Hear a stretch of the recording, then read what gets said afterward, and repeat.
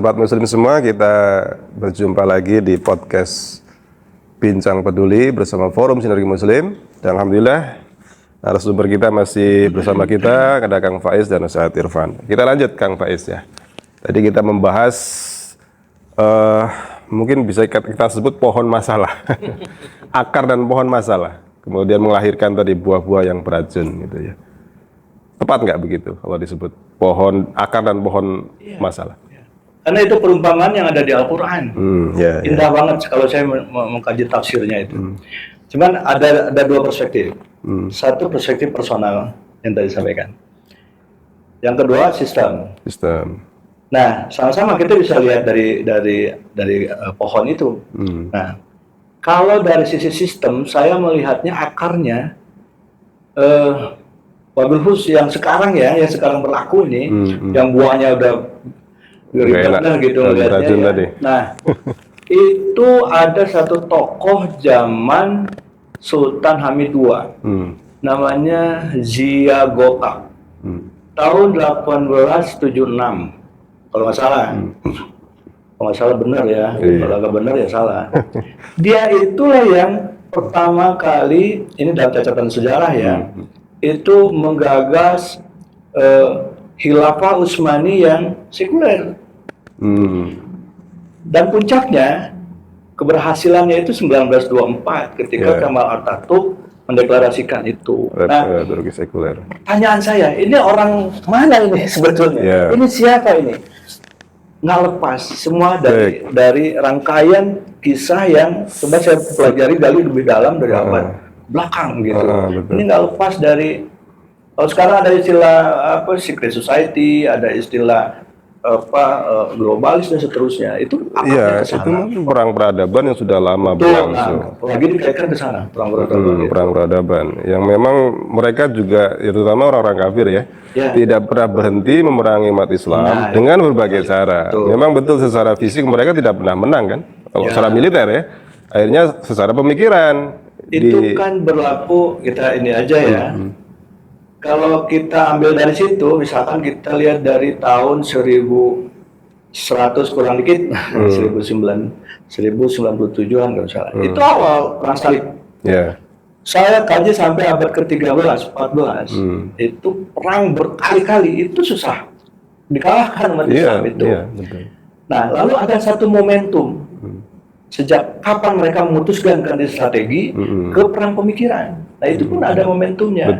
Mungkin nanti di session lain gitu. Iya, nanti sesi berikutnya lah. Artinya, kalau kita melihat pohon masalah, saya begitu tertarik dengan melihat konteks masalah dalam personality sebagai pribadi Muslim. Tetapi ini juga lebih kompleks dari sisi sistem. Nah, maka ketika saya ditanya misalkan soal itu, ya tergantung kita mau lihat dari tahun berapa. Tapi ini nggak bisa terputus sebetulnya, soalnya berkaitan. Sejak dari zaman Rasulullah sampai sekarang, itu Rasul sudah menyampaikan satu gambaran bahwa ada 5 fase umat Islam. Sejak yang masa pertama, kenabian, sampai sekarang ini fase yang keempat. Sekarang fase penguasa yang diktator, yang memaksakan kehendaknya kepada rakyatnya gitu. Nah, itu kan sudah digambarkan. Artinya itu menjadi landasan perspektif gitu ya, kita melihat alur cerita ini. Tapi yang menarik sekarang, bagaimana sekarang kok begitu mencengkram. Bukan dalam konteks sebuah istilahnya misalnya bangsa-bangsa gitu ya. Karena ini terus terang, selalu saya cukup marah sekali ketika pertama kali saya dapat pengetahuan ini gitu ya. Jadi dulu saya membayangkan begitu indahnya persatuan umat Islam dari ujung ke ujung, dipimpin oleh satu pemimpin yang begitu hebat. Tetapi ini setelah si Zia itu punya gagasan, kemudian saya komentarnya si orang Sunda makilahnya si Kemal Atatürk. Dan sejak itu adanya pan-Arabisme, kemudian dikampanyekan nasionalisme. Betul, justru itu. Betul, itulah problemnya. Kita diserang dengan pemikiran-pemikiran di luar Islam. Nasionalisme itu kan pemikiran baru. Betul, itu mungkin tepat ya kalau begitu ya. Pemikiran kafir, orang-orang kafir dicangkokkan ke dalam tubuh umat Islam. Dicangkokkan itu konteksnya apa? Politik, militer. Dipaksakan. Cangkokan artinya secara pohon, kalau dulu kan ada khilafah Islam, dicangkokkanlah pemikiran kufur begitu ya. Nah kalau konteksnya hari ini mungkin ya memang pohonnya sudah nggak ada nih, karena khilafahnya udah nggak ada, adanya adalah pohon yang lain. Khilafah itu, iya secara sistem ya. Secara sistem. Tapi gini, ini saya ini aja apa? Secara konsepsi, secara idealisme itu ada. Siapa yang bisa menyangka nggak ada? Apa itu? Allahnya ada, Rasulullahnya begitu, panduannya begitu jelas. Oh iya, secara konsepsi jelas. Nah, Tapi yang dari institusinya, ya kan? Dan itu pun jangan berkecil hati karena Rasulullah pun sudah memberikan kabar, gitu. Ini akan dipergantikan. Ya, gitu. Nah, nanti sekarang tinggal bagaimana kita punya keyakinan untuk siap menyongsong satu cahaya Islam, kepemimpinan Islam yang satu ummah gitu seluruh dunia yang nanti pasti terjadi. Baik, Kang Faiz, sebelum lanjut ke sana gitu ya, kita ke kesatuan dulu. Tadi dengan sistem atau pohon yang ada tadi, yang kita dalami ternyata pohon hari ini yang tegak itu bukan pohon Islam gitu ya, karena pernah ada, kemudian sekarang sudah tidak ada. Nah, kemudian tadi kan kita ingin berharap dengan sistem yang ada pun sepertinya sulit ya untuk bisa menghilangkan berbagai problem yang kita hadapi. Atau kalau seperti itu kita berharap kepada siapa? Karena begini, Ustaz Irfan, mayoritas atau mungkin banyaklah kita sering mendengar dari beberapa kalangan kaum muslim juga umat Islam yang mereka sudah merasa nyaman dengan kondisi yang ada sekarang. Hari ini nggak ada masalah kok gitu, ngapain kita cari-cari? Itu problemnya. Gimana kita menyikapi yang seperti itu? Melanjutkan penjelasan Kang Faiz tadi, jadi yang masih ada itu sebenarnya Islamnya. Yang masih ada itu keyakinan yang didasarkan kepada syariah Islam, yaitu keyakinan tauhid dari Allah Subhanahu wa taala. Nah, yang sebenarnya tidak ada itu sistemnya. Sistem yang melaksanakan tauhid dan syariah Islam. Nah, itu yang nggak ada. Kalau tadi diilustrasikan sebagai pohon yang berkembang sekarang ini pohon cangkoknya, aslinya itu dalam tanda petik mati suri. Masih ada. Tapi kemudian yang didominasi oleh pohon cangkokan tadi. Kalau kita bicara tentang tin Islamnya itu dalam tanda petik tidak kelihatan, tapi yang kelihatannya itu adalah cangkokannya yang sekarang berwujud demokrasi kapitalis, liberalis. Nah, kemudian kalau ditanya bagaimana ini mengurai atau mencari solusinya, yang mati suri tadi itu terus kita pupuk, terus kita siram, terus kita rawat, kita pelihara. Islamnya itu kemudian kita pupuk, kita rawat, kita pelihara. Dalam konteks kekinian, kita terus sampaikan itu kepada umat, kepada masyarakat, bahwa mereka punya keimanan, punya tauhid kepada Allah SWT, kemudian meyakini Rasulnya adalah Muhammad. Nah, itu harus dijelaskan konsekuensinya adalah dalam menjalani kehidupan ini harus sesuai dengan syahadahnya tadi itu. Lama-kelamaan insya Allah itu akan terus berkembang, mengalahkan pohon cangkokan yang tidak asli tadi. Termasuk mungkin gini Kang Faiz, dalam konteks kebogoran ya. Di Bogor ini kan hampir mungkin mayoritas lah pejabat dan penguasa muslim ya. Kepala dinas juga banyak muslim. Ketika Kang Faiz berinteraksi mereka, saya yakin juga hiroh Islam mereka juga kuat ya. Tapi problemnya apa? Seolah nggak ada hubungan antara semangat Islam mereka dengan anggaplah tadi berbagai kejadian yang dialami oleh masyarakat ya, terutama yang banyak pelanggaran terhadap syariah terutama. Misalnya tadi ada tawuran, ada judi online ya, pinjol, macam-macam itu. Gimana Kang Faiz? Ya. Jadi kalau bagi saya, dan saya yakin, jadi mungkin kalau dikatakan mati suri itu bisa benar ya.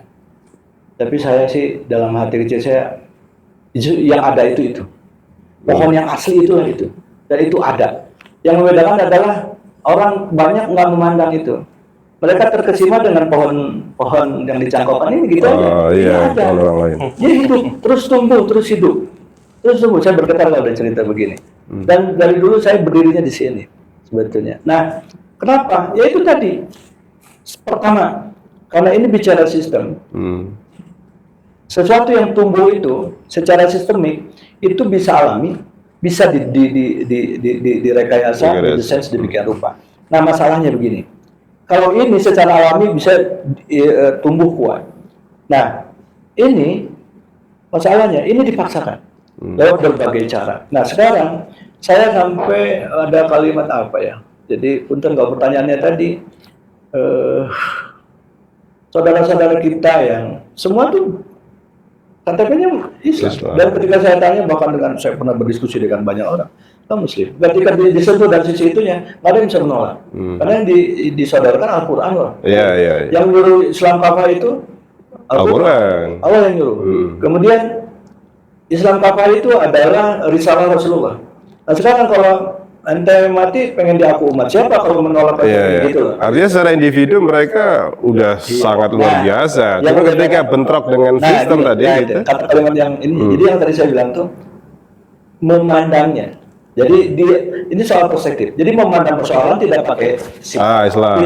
Kita melihat dengan kerangka pohon asli ini gitu. Nah, dipaksakan nih, selalu mengandalkan otak, selalu mengandalkan. Jadi kering rohaninya, kering. Makanya ini bagi saya hanya tinggal gini aja, Ustaz, mungkin ya. Tinggal di situ ini pohon asli kita loh. Ini punya kita loh, gitu. Tinggal gitu aja. Yang tadinya kan mengislamkan kaum muslimin. Jadi menyadarkan mereka tentang jati diri. Itu artinya dakwah harus ke sana. Dakwah harus menuju menyadarkan umat Islam yang sudah muslim agar mereka menjadi muslim yang kafah. Kenapa? Nah, saya kan gini, ini konsentrasi tadi kalau cerita Quantum Robani Institute ini di kesadaran itu. Karena berangkat dari saya. Saya merasa begitu banyak sampah pengetahuan di otak saya. Kalau saya nggak berani merekonstruksi, bukan sebelum merekonstruksi apa, melihat ulang, mengkaji ulang, membaca ulang, lalu berani merekonstruksi ulang, dan membuang sampah-sampah di pikiran, itu saya nggak akan menemukan tadi gitu tadi. Jadi inilah yang mungkin bagi saya perlu masif. Kita ngobrol-ngobrol aja, semua orang ketika disentuh tauhidnya, fitrahnya, nggak bisa nolak. Baik, sahabat Muslim, insyaallah kita sudah dapat mengurai ya problem yang kita hadapi hari ini, akarnya, pohonnya, termasuk tadi daun dan buahnya gitu ya. Nanti kita akan berjumpa lagi di sesi ketiga tentang bagaimana solusinya menurut Islam. Jangan kemana-mana. Baik, sahabat Muslim, kita lanjutkan bincang peduli kita. Masih bersama Kang Faiz dan Ustadz Irfan. Saya ke Ustadz Irfan ya sekarang. Ustadz Irfan, ini kalau melihat sistem tadi sudah dijelaskan panjang lebar ya, kondisi hari ini sistem diterapkan di tengah masyarakat. Nah, kemudian juga ada sistem fitrah yang Allah turunkan dan Allah berikan kepada kita manusia. Kalau kita berkaca pada sistem yang ada untuk menyelesaikan berbagai problem masyarakat tadi, mungkin nggak ya dengan sistem fitrah dari Allah tadi itu kita terapkan dalam kondisi sistem yang hari ini diterapkan di tengah-tengah masyarakat? Kalau sistem yang fitrah dari Allah SWT, selama pelakunya mau ya, itu bisa. Sama seperti di zaman Rasul, zaman Nabi. Rasul mendakwahkan Islam di tengah-tengah masyarakat Arab Jahiliyah. Karena ada kemauan dari Rasul dan para sahabatnya, akhirnya sistem Islam itu bisa diterapkan. Nah, persoalannya kan sekarang bagaimana memaukan masyarakat yang sudah muslim itu. Artinya sistem yang ada otomatis nanti akan berganti dengan sistem yang baru. Jadi kalau misalnya sistem yang baru anggaplah dari Islam tadi, kemudian sistem yang ada tetap juga bisa tegak, berdiri, berkuasa, itu mungkin nggak dikawinkan atau dikompromikan?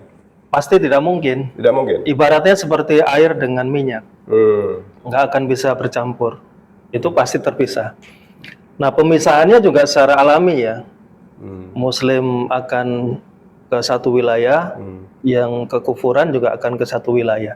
Sama seperti di zaman Nabi misalkan. Kemudian Nabi membangun daulah di Madinah, itu milieu itu lingkungan Islam. Nah, lingkungan Islami yang dibangun Nabi itu kan terus meluas ya. Meluas ke negeri-negeri yang kemudian bisa menerima Islam. Nah, hari ini pun nanti juga akan sama seperti dulu zaman Nabi. Ada satu titik di mana nanti diterapkan Islam secara kafah, dipimpin oleh seorang khalifah. Nah, itu nanti terus akan menyebar. Karena masyarakat hari ini, masyarakat dunia hari ini, dengan berbagai penyakit masyarakat tadi itu sudah jengah sebenarnya. Ya. Karena masyarakat pengen hidup adil, pengen hidup tentram, pengen hidup sejahtera. Itu nggak diperoleh dalam sistem yang hari ini. Hari ini kalau ada orang kaya, gapnya luar biasa dengan orang miskin. Hari ini kalau ada yang mencari keadilan, itu hanya bagi orang yang punya pangkat dan duit saja kan. Nah, sehingga itu karena nggak bisa diwujudkan dalam sistem hari ini, orang sudah jengah, jawaban solusi satu-satunya hanya pada Islam. Sebagaimana dulu Rasul mendakwakan Islam. Iya, cuman mungkin begini Kang Faiz, menyambung tadi ya, bahwa hari ini kan problem yang kita hadapi itu real ya. Yang tadi masalah kekerasan remaja misalnya, tawuran, kemudian termasuk judi online, seks bebas macam LGBT, itu kan real di tengah-tengah kita ya. Sementara kalau menunggu sistem Islam tegak kan kita, Allah alam ya, kapan itu tegaknya. Masih terus diupayakan memang oleh sebagian kaum muslim, tetapi kan juga kita tidak tahu kapan itu tegak. Nah, sementara belum tegak sistem Islam itu, bagaimana solusi yang harus kita lakukan, terutama bagi umat Islamnya? Terutama lagi di Bogor ya, yang kita tinggal di sana. Ya, itu pertanyaan yang muncul di diri saya sendiri. Kepada saya, yang saya harus jawab. Apa yang harus saya lakukan gitu.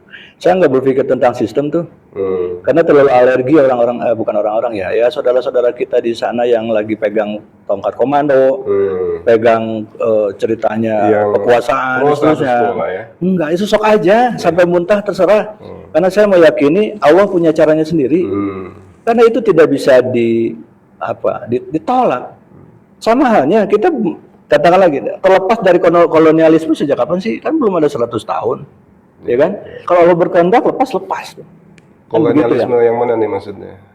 Belanda. Oh, Belanda. Yang kita Indonesia merdeka, kita merdeka gitu. Nah, tapi kalau kita mengkaji lebih dalam dan seterusnya, artinya ya silakan saja. Nah, cuman maksudnya boleh kita, dan ini dilindungi oleh undang-undang, karena ini masih dalam tahap pemikiran. Saya boleh punya pandangan bahwa misalkan gini, ini sistem bukan punya saya deh, bukan punya kita orang yang beriman, yang bertauhid, bukan. Ini dicangkokkan, atau kalau saya pakai analogi lain misalkan, ini jualan orang kok, cuman bedanya mereka jualnya sambil maksa. Nah, masalahnya kita jualnya terlalu sabar, ayo mau beli enggak ada gitu. Nah, padahal itu yang lebih cocok dengan kesejatian diri kita sebagai muslim. Nah, maka ketika pertanyaannya mungkin nggak, sangat mungkin. Sangat mungkin, karena begini. Misalkan orang Sunda bilang mah urang ngarewas bojong we, Pak kepala daerah, Pak bupati, Pak ini, bagaimanapun kita akan mati. Misalkan ya, saya ngobrolnya begitu aja tuh. Jadi kumaha atunya kita harus meninggalkan legacy yang bisa dipertanggungjawabkan di hadapan Allah, bisa menjadi amal jariah dan seterusnya. Lalu di hadapan kita ada banyak masalah nih Pak. Kan bedanya saya dengan Bapak, kalau Bapak mah sekali pukul bisa ada efek domino. Kayak gitu-gitu. Itu pernah saya ngobrol dengan beberapa ini. Itu bisa dilakukan tanpa harus merubah sistem, tidak. Karena itu juga dilindungi oleh undang-undang yang ada di kita sekarang misalkan ya. Artinya kita bisa dalam konteks bersabar, menunggu secara utuh, secara kafah bisa diterapkan, tapi setiap individu kita itu bisa sangat bisa. Di samping gini, dakwah personal ya, mengingatkan kepada fitrah individual tadi itu juga harus lebih masif, karena kanan kiri depan belakang kita harus ini gitu. Kurang lebih kayak gitu deh. Optimis aja kalau saya sih. Gimana, ada tambahan terkait dengan solusi individual yang hari ini memang harus dijalankan oleh masyarakat? Artinya dakwah menegakkan sistem Islam itu tetap dijalankan. Bukan berarti meninggalkan dakwah secara individual, merubah perilaku masyarakat, merubah perilaku individu yang tidak sesuai dengan syariah. Jadi itu semua dilakukan, sama seperti Rasulullah. Kalau Rasulullah mencukupkan individu, beliau nggak hijrah itu ke Madinah. Karena di Mekah pun dibilang gagal, enggak juga. Rasulullah berhasil, buktinya apa? Ada sahabat-sahabat yang terus bertambah. Tapi dalam konteks menerapkan aturan secara komunal, secara masyarakat dan negara itu tidak bisa lepas dari sistem, tidak bisa lepas dari negara. Tadi yang disebut Kang Faiz kan kalau dakwah individual kita hanya merubah satu orang. Tapi kalau dakwah itu dilakukan oleh negara, yang berubah satu negara, kan gitu loh. Jadi artinya tetap dua-duanya dijalankan, dakwah individu memperbaiki individu dilakukan, dakwah memperbaiki masyarakat juga dilakukan, tetapi dakwah menegakkan sistem atau negara Islam itu juga tetap akan dilakukan. Karena tadi kita dakwah individu kepada tokoh, dakwah individu kepada tadi pemegang komando misalkan, dakwah individu kepala negara. Itu sama seperti yang dilakukan oleh Rasulullah mengutus Mus'ab bin Umair mendakwahi Sa'ad bin Mu'az sebagai tokoh di Madinah. Nah, pada saat tokohnya sudah masuk dalam Islam, menerima Islam, mau menjalankan Islam, mau mendakwahkan Islam, seluruh kabilahnya ikut. Iya. Kalau bicara ini Ustaz Irfan, tadi kan problem-problem sosial yang kita hadapi di tengah-tengah masyarakat ya, itu kalau Islam sendiri memberikan solusi bagaimana harusnya? Selain memang tadi secara individu kan kita lakukan ya penyadaran, tapi secara sistemik kalau nanti Islam sudah ada di tampuk kekuasaan itu apa yang dilakukan? Secara sistemik gini, kita bisa urai satu persatu ya. Misalkan masalah kemiskinan, banyak rakyat miskin. Ini sebenarnya dalam solusi Islam itu negara punya andil yang besar untuk memilah mana kepemilikan individu, mana kepemilikan kolektif. Kepemilikan kolektif kan kepemilikan umum dan negara. Nah, hari ini kan kepemilikan umum dan negara itu juga dikuasai individu, gitu loh. Misalkan tambang-tambang hari ini dikuasai individu. Menyebabkan apa? Ketimpangan. Yang punya sumber daya alam besar itu individu-individu tadi akhirnya kekayaannya luar biasa.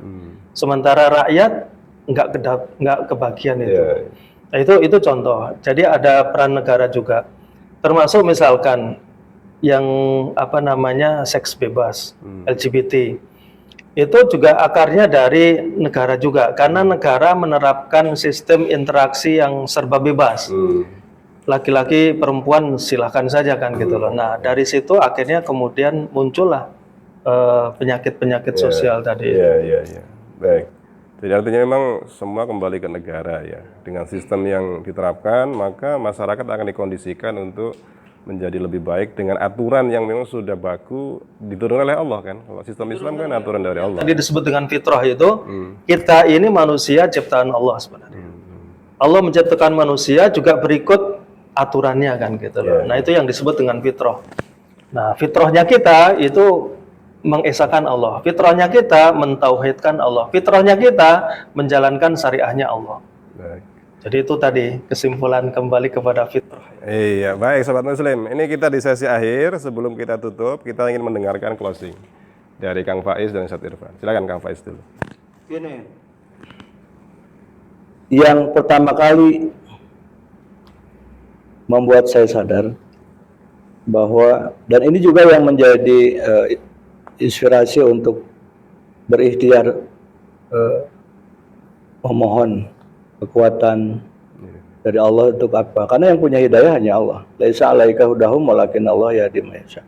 Dan seterusnya itu ditegaskan berapa kali. Dan Rasulullah juga di dalam Al-Quran juga ditegaskan tugas Rasulullah hanya memberikan peringatan, hanya menyampaikan, kan gitu-gitu. Nah sekarang apa yang harus disampaikan? Ini sebagai closing. Sadarilah bahwa ketika, nah ini masalahnya ini gini, ada rampok masuk rumah kita, lalu mata kita terpejam, kuping kita ditutup, ditutup headset, kasihkan dengan sesuatu. Itu sudah diambil, dirampok. Bahkan ini sebuah gambaran yang ada di sekitar kita. Maka semua orang harus dikasih tahu. Itu cuman gitu aja. Ada rampok. Ada ini. Nah, sekarang pertanyaan, apa yang dirampok? Pikiran kita. Saya sampai membeli begitu banyak buku, kemudian saya menulis beberapa unek-unek saya. Ternyata di pikiran saya sendiri banyak sampah pengetahuan yang sudah saya nggak perlu soal itu. Mau nggak kita jujur soal itu? Yang ini ternyata saya dapatkan dari sini, itu dari kecil saya urai lagi tuh. Karena gini, pada dasarnya ketika manusia dilahirkan, kalau teori psikologinya si Freud itu kan sasa sisiwanya orang Sunda namanya. Freud itu kan tabula rasa ya. Iya. Kan kita ada fitrah. Nah, lalu apa yang membuat seseorang sekarang menjadi begini menjadi begitu? Ini bukan karena dia pejabat ini pejabat itu, bukan. Ini soal cara pandang saja. Nah, cara pandang manusia itu dipengaruhi oleh pengetahuan dan pengalamannya, ya kan? Nah, yang harus dibedah ulang. Maka Kiar itu membuat satu buku itu, membedah ulang perjalanan hidup.